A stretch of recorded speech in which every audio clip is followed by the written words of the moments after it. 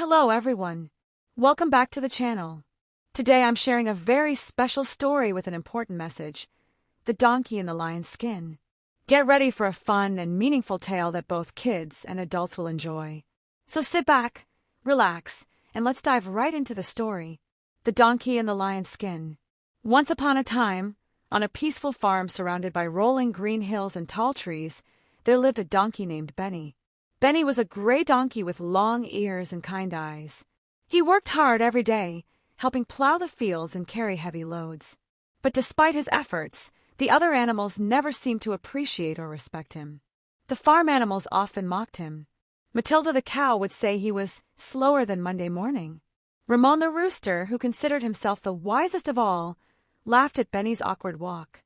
Even the usually gentle sheep whispered behind his back, "Here comes Benny, the bumbling burro." Benny didn't understand why they treated him that way.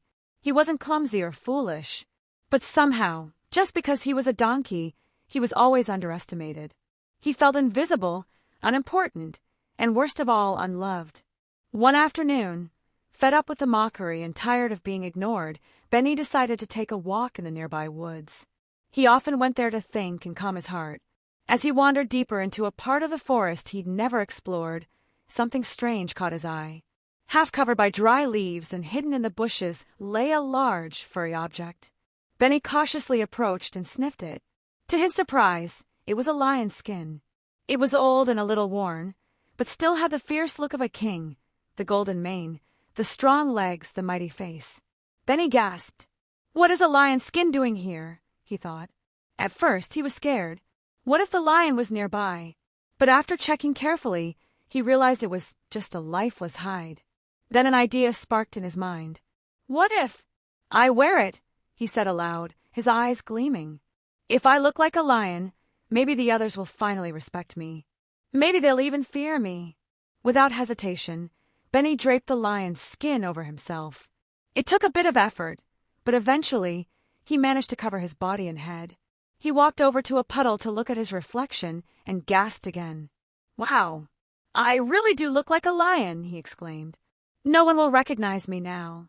With firm steps, or at least what he thought looked firm, he marched back to the farm.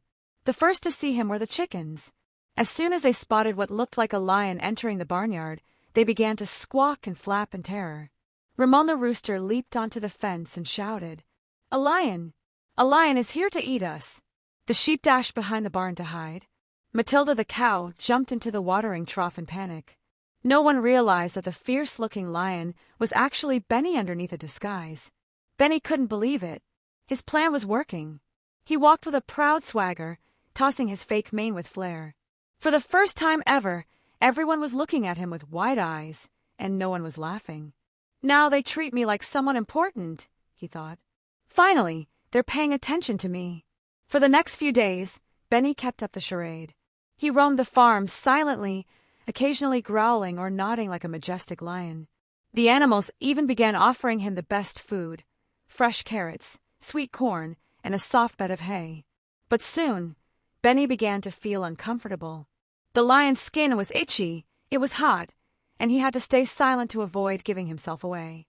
Still, he endured it because, for once, he felt powerful. One day, during a farm meeting to discuss what to do about the lion, Ramon the rooster spoke. "We must act. We can't live in fear forever." Matilda added, "It's strange. This lion hasn't attacked anyone. He just walks around like he's on a fashion runway. And he's never roared." The animals began to murmur. Benny started to sweat under the heavy skin. Were they getting suspicious? Just then, a small goat named Lulu stepped forward and said, "I don't think that's a real lion. We've never heard him roar." Everyone turned to the lion, demanding he roar to prove himself. Benny froze. He couldn't run, so he tried to roar as deeply as he could. "I released the sound of the donkey." The sound echoed across the barnyard. Complete silence followed. Then, a burst of laughter shook the air. The chickens fell over laughing, Matilda wept with laughter, and Ramon cried, "It's Benny! Benny the donkey!"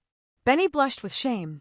Slowly, he removed the lion's skin and stood in the middle of the crowd, ears drooping, expecting cruel words and ridicule.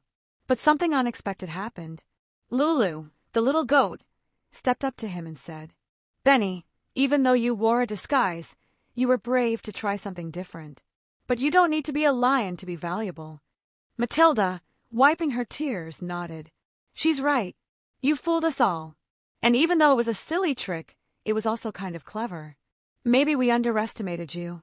And Ramon, who was usually too proud to admit anything, lowered his comb and said, "Perhaps we've been unfair to you. You showed us that appearances can fool us, but being true to yourself is what really matters." From that day on, the animals saw Benny in a new light.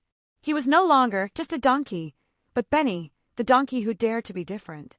He no longer needed a costume because now he walked with pride, knowing that real worth comes not from how others see you, but from how you see yourself. Moral: don't try to be someone you're not to earn respect or love. Appearances may deceive, but true respect comes from being yourself with honesty and courage. And that's the end of a story about the donkey who wanted to be a lion. Remember, you don't have to pretend to be someone else to be valuable. If you enjoyed the story, don't forget to like, subscribe, and share it with your friends. See you in the next video for more stories and adventures.